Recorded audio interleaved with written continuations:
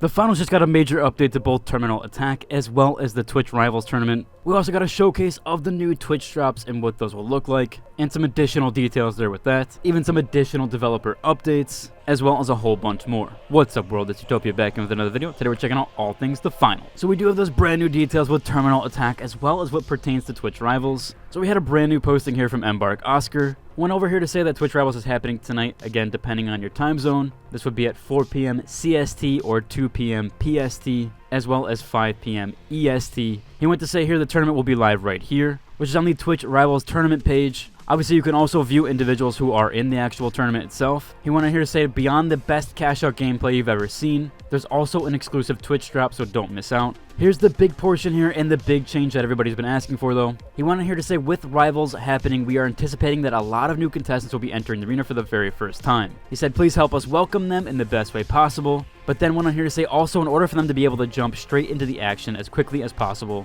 we have now removed the requirement for the new players to complete 3 games of Terminal Attack before trying out all the other game modes. Now, I do believe it was 5 games, or at least that's what was said. However, it looks like they completely removed it, so there is no longer that requirement there for players to jump into the other quick play modes. I'm honestly surprised they did change this, and I talked about it yesterday. I didn't know if they'd be able to get a hotfix in time, but it looks like they did with enough community feedback there. They actually did go ahead and change this requirement. As I said, I'm quite surprised on all that stuff. I didn't think they would get a hotfix out in time, but super glad they made that change there. This I think will help a lot of the new players that are coming into the game see the game modes that are there, as well as jumping right into cash out. I think this Twitch Rivals event is going to be very huge for the finals, as a lot of these streamers have a lot of followers, several million for even some. We also did get that last teammate for Sinstez team, which if you heard last night, Asu did talk about this on stream. He is actually the last teammate there for that team. So that is a massive name coming into the Twitch Rivals and will be really big for that overall. We also did have the Twitch drop showcased and what's happening there. So we do have 2 new active Twitch drops, one that has already been going on, which is that dragon skin polearm. We also did have the Nvidia charm, but that was only with Nvidia's stream the other day.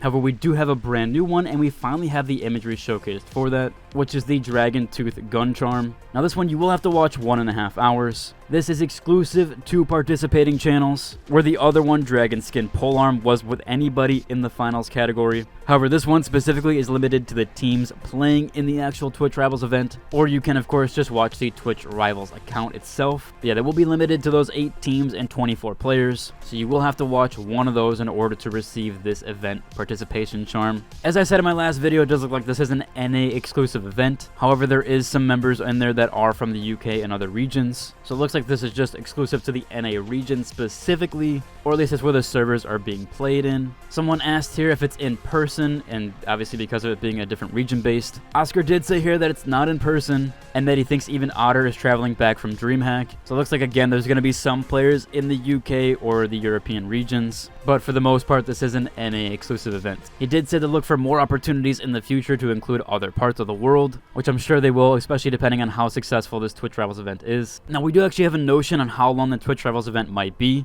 Oscar did say here that it might be around 3 to 4 hours, which yeah, I figured because it's a round robin style and there are 24 players, 8 teams, where they are mixing up and every team has to play each other. And there is going to be that final score count, and if there is any tiebreakers or any ties, they will have to go into overtime there. So yeah, it could be 3 to 4 hours plus with that, so do bunker down if you are planning to watch this entire thing. Now for those curious on the Nvidia charm and if it will come back, if you did miss that Twitch drop there, Oscar said that it might come back with another event, but it will be through Nvidia, obviously, specifically. Might have to wait quite a while for that one. It seems like it's a pretty exclusive reward, as it was pretty limited there for the time that you could watch that stream, and for it only being that one day there. So if you did get this reward, you do have something quite exclusive. We do have one last more update here with the Twitch Rivals event. They did actually showcase here the bracket system, so now we do have the team brackets there for it overall, or at least showcase with each team. They also do have the leaderboard up and running for all the rounds, and as of right now they do have 15 rounds, so there is quite a lot there. Again, not entirely sure if this is fully done up yet and which teams will be facing which, but as of right now it does look like they will be facing each other depending on that bracket system here. We'll have to wait and see if they do update that further. However, there is that leaderboard for the rounds. I'll be sure to link to both pages down below, both the Twitch Rivals event as well as the Twitch leaderboard bracket system. We do have some additional notions on Terminal Attack. We do have this survey that's going out by Embark. So currently they are conducting a survey on Terminal Attack. You can actually go to this survey yourself. You don't have to wait for the email or anything in game. I'll link to the actual survey on this page down below, where they are asking a few different things here about Terminal Attack and if you've liked it as a primary mode. They also asked which primary mode or what you consider your primary mode in the finals. There's a lot of different discussion here and a lot of valuable things that you can add to the survey. Hopefully they do take notion of this and see this overall. Again, I will link to it down below so that you can fill it out. We also do have a few last minute community mentionables here. This concept here being by SGU Poos over on the Reddit here, who has a match history concept. I definitely think this is something that people really want and to see. There's a lot of games that do have match history as well as Valorant, so if they are leaning into the terminal attack thing, they should probably definitely add something like this, especially for those ranked players. I know they'll want to see their match history, so hopefully we do get something like this in the future, and I'm sure Embark is working on something like this. People also want to be able to re-watch matches, kind of like you can in Fortnite, and since this game is using the same engine, Unreal Engine, we probably will more than likely get something like that, or at least hopefully. At least I would think that would happen more so than the elimination cam, which seems to be for some reason really hard to implement in Unreal Engine games. It seems like Call of Duty just has the sauce down for that overall. We also have this really cool Vanishing Bomb concept by Kryl21 over on the Reddit.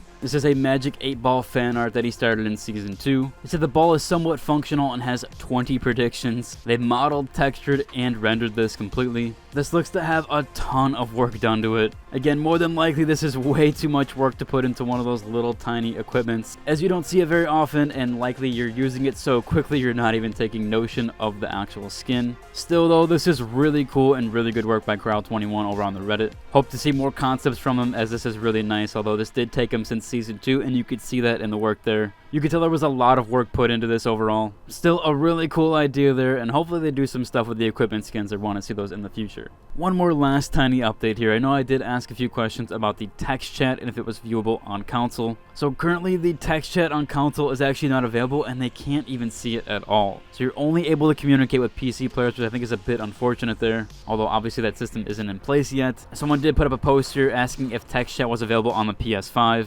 However, there unfortunately is no chat on console, and it's not even visible to them. If you are a console player and haven't seen anybody talking in the text chat, that is why. I want to mention this one more time. I know I talked about this in my last video. I do finally have a Discord server. I am getting everything up and running. Some stuff still needs to be worked on there. However, if you do want to head there, we have a lot of channels now. There's also a looking for group tab, and it's almost at 200 members already. So if you do want to join that Discord, I'm going to leave a link to it down below. We'll be communicating a lot more stuff there. I'm going to add a lot of new things to it, like plugins and a few other features. There's also a leveling system, but I also, again, am going to add more plugins to it and more features with it. There's also going to be stuff plugged in from the official Finals Discord, like the patch notes, as well as some of the announcements there. So you can just view that through the server itself. And I'll also be posting when I do post videos or when I'm about to be uploading, and a few other giveaways there. Overall, it should about cover for today's video. If you like, subscribe. Until the next one. Deuces.